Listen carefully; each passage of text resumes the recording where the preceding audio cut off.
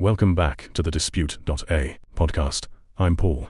This is episode 8, and it's the episode I'd most want a friend in a dispute to actually hear. This episode is about walking away, about recognizing the point where continuing to fight a property dispute costs more in money, time, and life than the fight could ever return.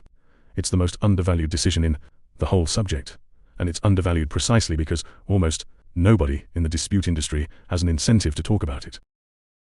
I'll be straight about that. Dispute.a runs a liaison desk. A liaison desk makes its money from engagement. An episode telling you that sometimes the right move is to disengage entirely is, commercially, an odd thing for us to publish. We're publishing it anyway, because a dispute, a resource that only ever tells you to fight, isn't a resource, it's a funnel. And you'd be right to distrust a funnel. Why walking away is so hard. Walking away from a dispute is psychologically difficult for reasons that have nothing to do with the merits. There's the sunk cost. You've already put money in the deposit, the installments, maybe legal fees already spent. Walking away feels like accepting that all of it is lost. So you keep going to justify what's already gone. But the money already spent is gone whether you continue or not. The only question that matters is forward-looking. What does continuing cost, and what can continuing realistically return? There's the sense of injustice. If you genuinely believe you've been wrong, jugs, walking away feels like letting the wrong stand. That feeling is real and it deserves respect. But the disputed process is not a mechanism for moral vindication. It's a mechanism for recovering money or enforcing rights at a cost. Sometimes the moral wrong is real and the recovery still isn't worth the cost. There's the identity of it. People who've been fighting a dispute for a year start to experience the fight as part of who they are. Stopping feels like a defeat of the self, not just a commercial decision. And there's the hope. As long as the dispute is alive, the good outcome is still possible. Walking away means closing the door on the good outcome for certain. Hope is powerful.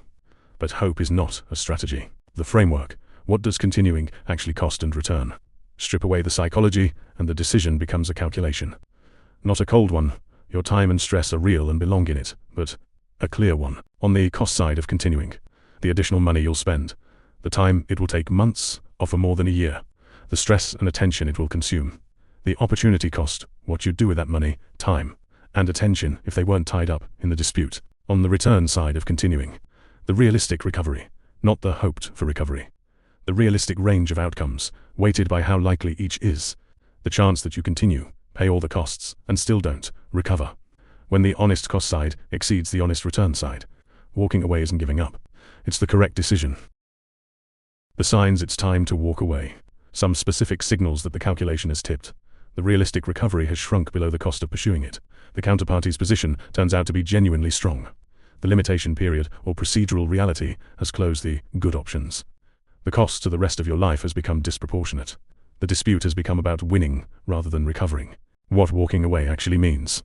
Walking away is not always a total loss, and it's worth being precise about what it can mean.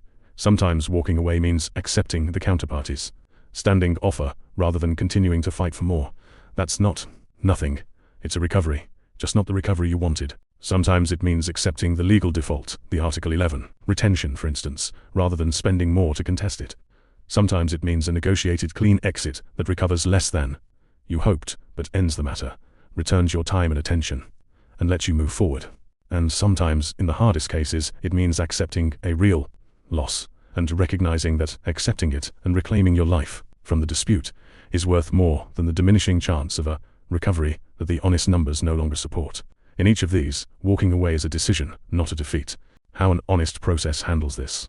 Here's how a liaison process should handle the walkaway question, and how you can tell whether the one you're dealing with is honest. An honest process runs the walkaway calculation openly, at the start and at every major stage. It tells you the realistic recovery, the realistic cost, and the honest comparison. What to take from this episode. Walking away is the most undervalued decision in any dispute. Undervalued because almost nobody in the dispute industry has an incentive to discuss it. It's psychologically hard because of sunk cost, the sense of injustice, the identity of the fight, and the pull of hope. None of those are reasons to continue. The decision is a calculation, the honest forward cost of continuing against the honest realistic return.